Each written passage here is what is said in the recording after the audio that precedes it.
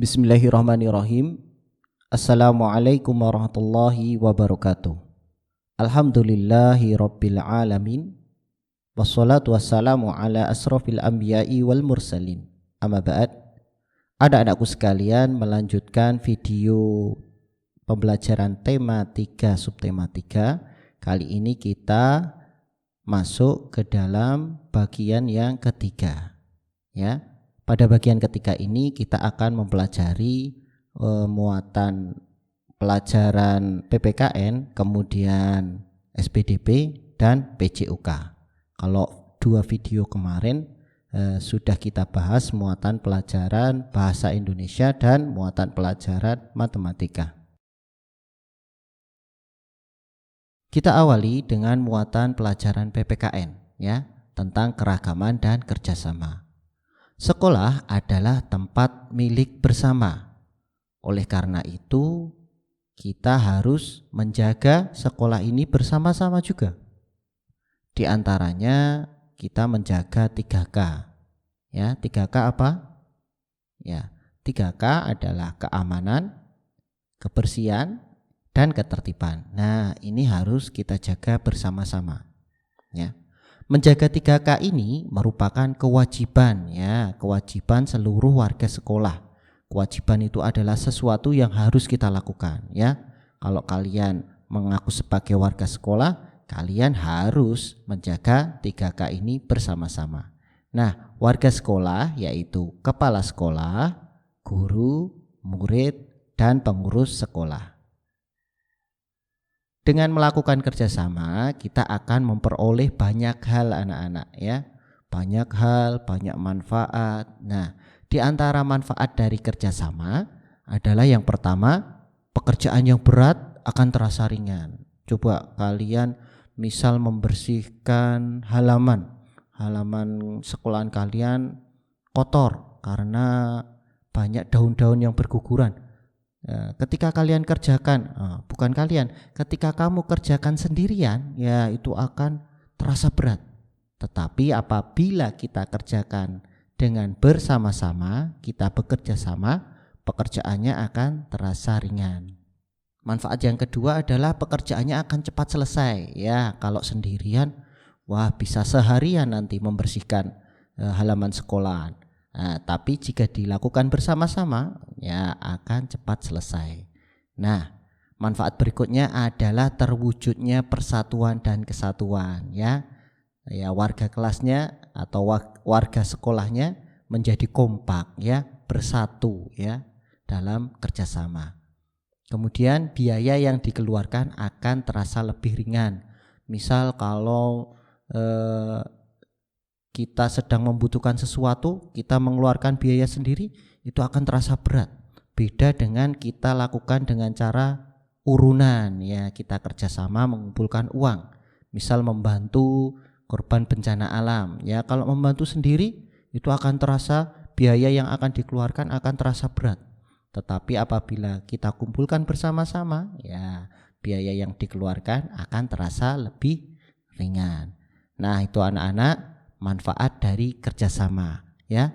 Ingat, Allah Subhanahu wa ta'ala memerintahkan kita untuk bekerja sama dalam kebaikan dan ketakwaan, dan Allah melarang kita bekerja sama dalam keburukan, ya. Allah Subhanahu wa ta'ala berfirman, wa ta'awanu 'alal birri wat taqwa wa la ta'awanu 'alal itsmi wal 'udwan. Surat Al-Maidah ayat yang kedua. Berikutnya kita akan belajar muatan SPDP, seni budaya dan prakarya. Kita akan mempelajari unsur-unsur seni rupa. Seni rupa adalah cabang seni yang membuat objek yang dapat dinikmati, ya, terutama melalui bentuknya, ya, dapat kita nikmati melalui bentuknya. Kemudian seni rupa itu ternyata memiliki berbagai unsur, ya, berbagai macam unsur, ya. Ada 8 unsur. Yang pertama titik, kedua garis, 3 bidang, keempat bentuk, kelima ruang, keenam warna, Ketujuh, tekstur. Kedelapan, gelap terang. Ya, habis ini kita akan menyinggung sedikit tentang kedelapan unsur seni rupa. Berikut ini pengertian dari kedelapan unsur seni rupa yang telah kita sebutkan di awal tadi. Yang pertama adalah titik. Titik adalah unsur seni rupa yang paling dasar. Berikutnya garis. Garis adalah hasil penggabungan dari unsur titik, ya. Hasil penggabungan dari unsur titik. Titik yang digabung itu akan menghasilkan garis. Selanjutnya bidang. Bidang adalah merupakan hasil penggabungan garis. Ada garis, sambung garis, sambung garis, sambung garis, nanti akan membentuk suatu bidang. Nah, kemudian bentuk. Bentuk adalah gabungan dari berbagai bidang, ya. Bidangnya banyak sekali digabung-gabungkan menjadi suatu bentuk. Kemudian ruang. Dalam karya seni rupa 2 dimensi, ruang itu bersifat semu, tidak nyata. Ya, karya 2 dimensi misalnya seperti lukisan, poster, dan lain sebagainya. Sedangkan pada karya 3 dimensi, karya 3 dimensi mencakup panjang, lebar, dan tingginya, ya. Ada 3 dimensinya. Nah, sedangkan pada karya 3 dimensi ruang bersifat nyata, ada benar ruangnya. Selanjutnya warna. Nah, dengan memberikan warna pada karya seni kita, karya seni akan terlihat lebih menarik. Kemudian tekstur.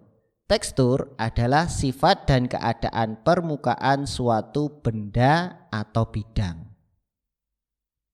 Terakhir, gelap terang. Ya, gelap terang bergantung pada intensitas cahaya.